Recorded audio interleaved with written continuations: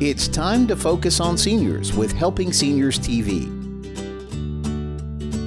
The television show designed to make you aware of senior issues and needs, as well as to acquaint you with the resources available to help you age in place and with dignity. Now, here's your host, Joe Steckler. I'm Kay Kaiser, and welcome to Helping Seniors, the television arm of Helping Seniors of Brevard County. Our show is designed to provide you with information on how to develop your own aging and care plans.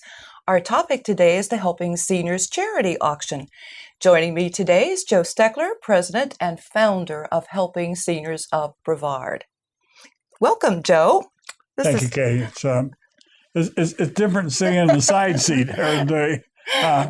But I understand the need for it because I think it's really important for people to understand why it is that nonprofits are so dependent on the generosity of the general public in order to make their way in life. Absolutely. What do people need to really know about nonprofits and the fundraising that go on here, to survive? Well, too many people think that grants provide the sum and substance of nonprofit operations. That's the farthest thing from the truth. Actually, according to the grant-making organizations, about 7% of the total amount of money that's used in charity work comes from the grant process. Wow. Most of it comes from private donors, annual fund contributions, charity fundraisers, services some organizations provide. But what it really amounts to is whether or not a nonprofit can put together a good fundraising plan, because it's a business plan. It's just like running a business in a strip mall. It's just like anybody else. If you have a good plan, right, you have a chance to succeed. If you don't have a plan, you're going to fail. And if anybody's the best planner, you are the one. It reaches to the top. It's yes. Like something I learned through my 38 years of military service. You see people that wear chests full of decorations. They have all kind of medals for everything that's happened. Very, very few people acquire those medals through personal effort. It is some of that, but a lot of it depends on how well the person that's leading the team puts the team together and what kind of support he has from the team members as to how well all of them do. Right. I've been very fortunate here in Brevard County with my own fundraising efforts. You've had a lot of experience in fundraising. Well, I have, and I know years ago I was the treasurer of the National Federation of Interfaith Volunteer Caregivers, a national organization that was funded by the Robert Wood Johnson Foundation. And I told the organization, it was managed by a bishop, and I told him, Bishop, you need to have a good fundraising plan in place. I said, what happens or what will happen if the Robert Wood Johnson Foundation withdraws their multi-million-dollar grant support? Sure. And good question. Yeah, it was, because it actually came to pass. And I got $150,000 from the Weinberg Foundation to help us put in place a fundraising program for the interfaith volunteer caregivers. But it was too late. Oh, too bad. The funding was pulled. The organization failed. But there were a number of organizations that continued. And those organizations continued because they had a good plan in place. And three of those organizations were right here in Brevard County, Florida. Three of them started with the Brevard Alzheimer's Foundation, and they were respite programs. And they're still in existence today, 15 years later. Amazing. So, well, it's important to have stable funding to nonprofits. And, it's an unstable world sometimes, and to try to survive and keep things going smoothly, particularly with Helping Seniors of Brevard, we're coming up to our first anniversary. Right. And we have made some major milestones in our community. But as a nonprofit, it's very important for us to have that stable funding. Wouldn't you agree? I agree. As the president of the organization, it's even more apparent to me because we have a board of directors. Right. But the board of directors are, they're sort of tasked with helping develop the funds, but it takes somebody to put the funding plan together. Sure. And that's the president of the organization's job, unless they've got a designated development officer, and we don't have that. Right. Not yet. Maybe some point in the future we will have that. Mm-hmm. But right now, that task sort of falls under my purview, and it's very difficult to break into established funding. We're sort of a newcomer to the senior care scene in Brevard County, Florida. Right. But while we're new, the service helping seniors provides is something that it's not in competition with other organizations. Rather, the Helping Seniors serves to complete. And Kerry Fink, who is our media director, he's the president of TYG Media. He often makes the comment that we try to complete the service, not compete with other people. We have a lot of wonderful services here in Brevard County, Florida, but that's right. If people don't know about them, it's not going to do any good. Nothing's going to happen. Nothing's going to get resolved or solved. Right. I totally agree with you. And it brings me to another point. Are all nonprofits deserving of funds? That's is that a sticky question? It is. It's kind of like the loaded potato you get at Texas Roadhouse. Depends on how much cheese and bacon they're going to put along with that sour cream, and whether they push the potato aside enough to put more of that stuff in there. That's a good analogy. It's like yes. It's getting funding for a nonprofit organization is not easy. But to answer your question, I don't think all nonprofits should be equal underfunding. And that's a tough statement to make. I think that nonprofit organizations, there are several hundred of them that exist in Brevard County, Florida. Right. Many of them are not publicized. Nonprofit organizations come under about 8 or 9 different type of tax headings. Mm-hmm. And if you're a 501c3, you are exempt from paying taxes. All churches are 501c something, and they're exempt from paying taxes. Right. So the big boon to be a nonprofit organization is to escape the tax burden. Mm-hmm. And if a nonprofit organization is truly doing their job, serving people, I think the people that help support them must first and foremost recognize that the service that they do is something that is, one, needed. Absolutely. That it helps people. Right. It's cost effective. Yes. And it's something that's going to continue. It's not a fly in the night operation that's going to be here for a minute and gone and next. Right. So, no, not all nonprofits are created equal. And I think that that's the job. There really is no governing body to determine which are good and which are bad. But I would like to think that the potential funders recognize the organizations that are designed to do good, and they will be the ones that they direct their funding to. But having said that, once an organization gets state or federal funding, it's very difficult to have another organization come in and break into that funding cycle. And you're aware of that. Yes, I am. But that's something that needs to be looked at. And if we don't do a better job of appraising or apprising the state agencies, we're going to continue to waste money. And this is my big concern. That's a shame. Yeah, it is a shame because it's my concern. Here in Brevard County, Florida, 10 years ago, the community-based operation organizations got something like $500,000. Wow. And that was all. And a budget of $1 billion. Notice I said a B, not an M. Right. And Betsy Farmer, who at that time was the head of the Space Coast Center for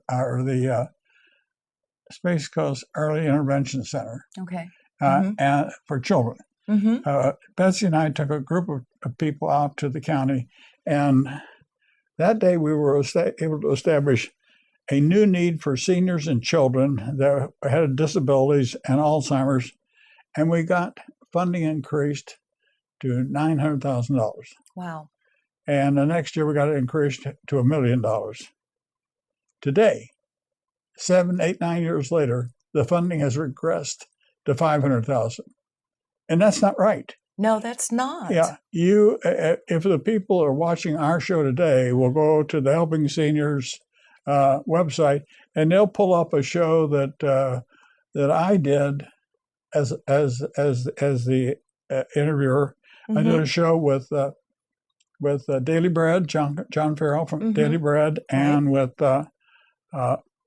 Ben Arsdale, who was the executive director, one of the service directors at the Veterans Administration, and the statistics that those two men gave about homeless, veterans, senior needs, what is available, it's staggering. It is staggering, and all the more reason. You were even surprised today, to learn that information. And you've been in the elder market for some more than 25 years. Yes, but I've never ceased to be amazed at the very simple things we turn up that can be easily, in my opinion, easily resolved if we just direct assets. And that's where so important. Private fundraising differs from federal and state. Right. State and federal funding comes under the Older American Act or state agency grants, but they're pretty specific in how the money can be used. If nonprofit organizations have separate endowments, then their board of directors can set the guidelines for how those endowment funds are being used. And you yourself, as the information specialist at Helping Seniors, we're aware of situations where people have a great need for dentures as they get old. And there are no, Medicare does not cover eye care, or dental care, or hearing aids. Right. And as you get older, let's face it, I'm hard of hearing. I wear hearing aids. My hearing aids are $7,000 hearing aids, and I get mine through the VA. The sad part about it, in Brevard County, Florida, I heard a statistic that if we talk 67,000 active veterans here in Brevard County, along with roughly 180,000 dependents of veterans, we're talking roughly 250,000 people. That's a lot of people in our own county that are eligible for veterans benefits, which would include eyeglasses, dental care, and hearing aids. But people don't know about this, Joe. They don't. That's why we're doing a show on a charity auction, because, and before the time runs out, we've got to talk about charity auction. I'm going to give us on track for that. But it's all part of a grand plan, Kay. But you're good. Well, people, you always say that knowledge is power. And Helping Seniors of Brevard, when we get the calls, we're always learning, just like you mentioned, the statistics in Brevard County. There's always new information, new laws, new things happening that the seniors just have no idea. And I feel in my heart, and I'm very compassionate about this, that Helping Seniors is certainly completing and assisting and helping to get that information out. And that's why we need our public's help to help us to continue our path as a nonprofit organization. So let's talk about this auction coming up. Okay. All right. First of all, I understand that it's going to be a Collectibles charity auction, and you have acquired some incredible pieces of art, Oriental Rugs. Tell me all about this. This is amazing. I am excited. I've been doing charity fundraising for 25 years. In fact, I did a seminar on fundraising for the National Federation of Interfaith Volunteer Caregivers in Charleston, West Virginia, many, many years ago, and I still have the DVD of that hour-long seminar that I presented. Wow. And the things that I talked about then, years ago, still apply today. Fundraising, for all intents and purposes, is really the same. First, you have to ask somebody. That's true. And once you ask somebody, they got to be willing to give. Right. What makes a person want to give? A good cause. Knowing that the donation that they make is going to be used honestly, effectively, and in fact will help someone. That is so important because I hear people, so many comment to me, well, I'm not sure. I want to give to this organization, but I'm not sure my money is going to be used where I really want it to be used. So you as a president of Helping Seniors of Brevard, I know that you're sincere, and that is certainly going to be an effective way of understanding. We try to make a guarantee, Kay, that all the people that assist us will know that their money is going to be spent wisely. Right. But the auction is going to be held at Holy Name of Jesus Catholic Church on 17 October. Start at 6 p.m. After the Catholic Church has a mass from 4:30 to 5:30, but the parking lot will clear out, and there's parking there for 700 or 800 cars. Wow. Okay. But if you just envision walking into a set of doors, going in, there's a table there where you take your tickets or you buy more tickets. And if you go to the right, there'll be a long hallway that has roughly 20 baskets there that we're working on, like if we get one of our tire companies to put a basket together with a set of 4 tires, a car alignment, a tune-up, a package worth $600, $700, or $800. The bidding will probably start at $300 for that. But it'll be several big wine baskets. There'll be an attorney's basket. I'm working on getting a dentist to do a dental implant package, and that's worth several $1,000s. Yes. That's to the right. To the left will be what we call our Oriental Rug Gallery. We have collected, folks, so far, as of this taping, 40 handmade Oriental rugs that have originated in Russia, Iran, Pakistan, Afghanistan, China, and India. There are all types of rugs. So far in our process of appraising the rugs, the highest appraisal so far of one rug out of 40 has been $6,000. Wow. Now, we're not going to sell it for that, Kate. It'll go for less than that. Yes. But my point is that the people that come to this auction are going to be exposed to a chance to get things they would not normally get someplace. Besides the rugs, my brother has one of the an Indian arrowhead collection that is comparable to the Smithsonian's. Wow! I helped him dig up some of these Indian arrowheads and artifacts, and we're talking about digging down that far, folks, into the ground, and it takes hundreds, thousands of years to build that much soil up. I was not aware until my brother told me about the history of some of these arrowheads. Some of them date back to what they call the Palmer period, which is 8,000 BC. Oh my gosh. So imagine that. Yes. Wow. We have had another jeweler that does wire gold work. He has turned these arrowheads into a pendant and earrings.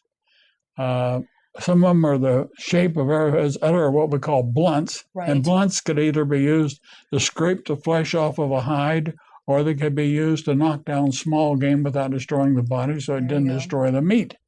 Well, right there, just having a chance to bid on something that's so unusual and so unique. Imagine women who are listening to this program going around and wearing a necklace that is thousands of years old. How can anyone ever say anything like that? That's so unique, Joe, and hats off for getting it is that. unique, but we have collectibles. Bruce McCandless, who was the first man to walk untethered in space. He made the first spacewalk. He signed a picture of his first spacewalk. He's a classmate of mine from the Naval Academy. Wow. He sent that to me. I had a recruiting command during my Navy service, and we were at a recruiting station in Pennsylvania, and a recruiter walked in and handed me a file photo of the Great White Fleet dated 1907 that President Roosevelt sent around the world with battleships. Oh, wow. Southern Photo is going to make a copy of that for me, and we'll put that in the auction. Awesome. I have World War II poster replicas. Mm-hmm. One of them is saying, as a woman in a sailor's uniform, saying, "I wish I were a man." And we're going to frame that in teakwood decking that came from the deck grates on the USS Chanticleer, which was a World War II submarine rescue ship. Wow. But it's the type of thing. And folks, everything I'm describing, the Indian arrowhead jewelry, the rugs, the baskets, not the baskets right now, but soon we'll have all these things on our website, helping seniors of Brevard.org. It'll be a tab. You can go there and you can pull this up, and all these rugs will be appraised, and we'll have these things on there so you can see for yourself what you might want to do. But there's one I call a piece de resistance that I haven't talked about. I want to talk about. I got a little bit of time. And I want to make sure I mention this too before you tell me the pièce de résistance. I can't say my French here today. But nonetheless, how will people be able to get a ticket to the auction? They can call you at the office at 321-473-7770. And we hope that all of our media sponsors that are listed in Senior Scene magazine and on our website, we hope that all of them will have tickets for sale. And as we make ticket outlets available, we will post them on our website, and we'll get it on in Florida Today so people will see it, because Florida Today is already committed to helping us. Excellent. Excellent. But one thing that I think that is going to be very unique, when I was at the Naval Academy, how much time we got? We got time. I can talk about it. When I was at the Naval Academy, one of the coaches there was Billy Belichick. That's not the Belichick that's the coach of the Patriots. He was the father of the son, and the son is now the coach. Billy Belichick, coach today at Patriots, was a little guy when I played football at the Naval Academy. And I had another friend of mine, a fellow named Joe Tranchini, who was the quarterback of the 60 football team, and Joe Bellino, the Heisman Trophy winner, who later went on to play for the Patriots. They've all agreed, said, if you get the poster, Joe, we'll get them signed. So Charles Fazzino, who is the artist that does the Super Bowl poster, has been very, very kind to us over the years, as have a number of other Florida artists. He signed some posters, sent them to me, I sent them to Tranchini. They went to Bellino. They're down at the Patriot Training Camp for signature. And Belichick said, I won't sign the posters with this caveat, unless you let me personalize them. And he says, Joe, why do you want these posters in Brevard County? I said, to help people. So he's going to put that on there and sign it, send it back to us. That is fantastic. But this Kay, it all goes back to what we're talking about.